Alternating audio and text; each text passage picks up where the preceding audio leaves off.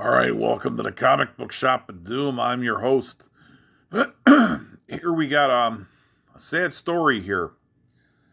Jay Briscoe, one of the famous Briscoe brothers from ROH. They made their name wrestling and Ring of Honor. He passed away on Tuesday night. He dies in an accident in Delaware. Longtime ROH star and champion, was 38. He was killed in a car crash. So condolences to his friends and family. Laurel, Delaware, fatal car crash. 5:30 p.m. Eastern Time around the area of Laurel Road and Little Hill Road. This guy had kids and a wife, and they lived on a farm, and they were chicken farmers. Him and his brother. That's real life. They put it into their gimmick. His real name was Yamin or Jamin Pugh. If I'm mispronouncing that, I'm sorry. It's Jamin. So they took the name Jay Briscoe, and his brother was Mark Briscoe. His brother was Mark Pugh. The school where their kids went, Laurel School District's closing all schools Wednesday because everybody knew who these guys were. So they were big names around their area. Tony Khan tweeted out some stuff.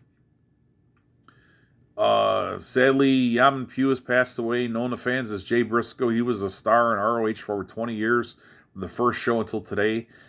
Jay and his brother Mark dominated ROH, reigning as champions to this day. We'll do whatever we can to support his family. Rest in peace, Yamin. So that was nice. He's there for 20 years. Since the early 2000s, they worked the U.S.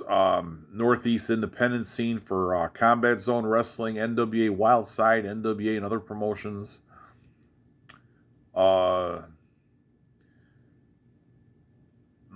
They had the ROH tag belts 13 times. So, I mean, yeah, they were a cornerstone of that place. They're just coming off of a month ago. They had that dog collar match with FTR. They worked in Japan. I mean, they've held belts basically everywhere except for WWE. They had tryouts in 2009, but they didn't get taken. And the one bad thing about Jay Briscoe that came up in his past was he did some tweets years ago, some anti-gay / homophobic tweets that he apologized for, and he did the sensitivity training, and he donated his money to an anti-hate group.